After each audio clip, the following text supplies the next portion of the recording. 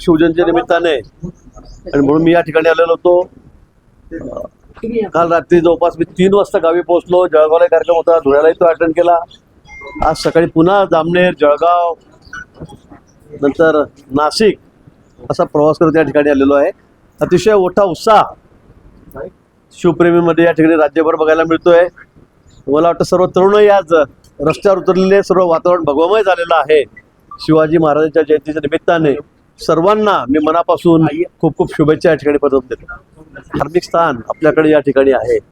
एक नाशिक जिल्ह्याचा, त्र्यंबकेश्वरचा, नाशिक शहराचा मोठा नावलौकिक सर्व राज्यभर आहे, देशभर आहे, जगभर पण आहे। जगभरातून लोक या ठिकाणी त्र्यंबकेश्वरला या ठिकाणी असतात, नाशिकला येत असतात।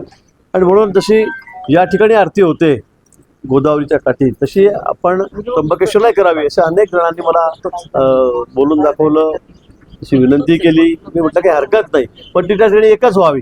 इथे जशा 2 होतात तशा होऊ नये।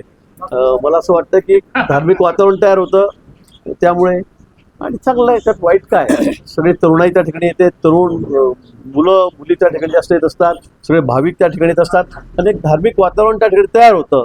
आणि म्हणून मला असं वाटतं बाहेरून पर्यटक येणारे भरपूर आहेत, त्यांना सुद्धा मग ते बघायला मिळतं। त्यांना माहिती आहे हरिगिरीजी महाराज त्या ठिकाणी आहेत, त्यांचे अध्यक्ष पुरीजी त्या ठिकाणी आलेले होते। त्यांनी आधीच पहिल्यांदाच जाहीर केलं होतं, आपण त्या ठिकाणी होतात ना, त्यांनी सांगितलं की बाबा गर्दी खूप होणार आहे।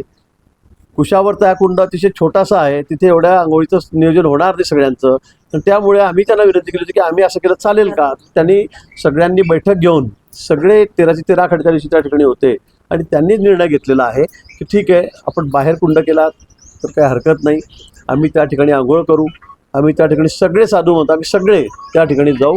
आणि आमचे जे देवदेवताची प्रथा परंपरा आहे जुनी की आम्ही आतापर्यंत कुशावर्तमध्ये स्नान करत होतो, तर ते स्नान आम्ही फक्त आमचे देवदेवता आणि 10 प्रमुख लोक जाऊन आमचे त्या ठिकाणी आंघोळ करतील। बाकी आमचे सगळे जे अनुयायी आहेत, सगळे त्याचे फॉलोअर्स आहेत त्या आखाड्याचे, ते सर्व बाहेर आखाड्यामध्ये, ती संख्या मला वाटतं लाखात होईल, ते सर्व बाहेर आंघोळ करतील। आणि मला वाटतं त्यांनी बाहेर स्नान केलं की जे भाविक आहेत त्यांना सुद्धा काही करायला हरकत नाही, अन्यथा मग आम्हाला वाटतं की सगळे साधू संत या ठिकाणी आंघोळ करतात, आम्ही का बाहेर जावं।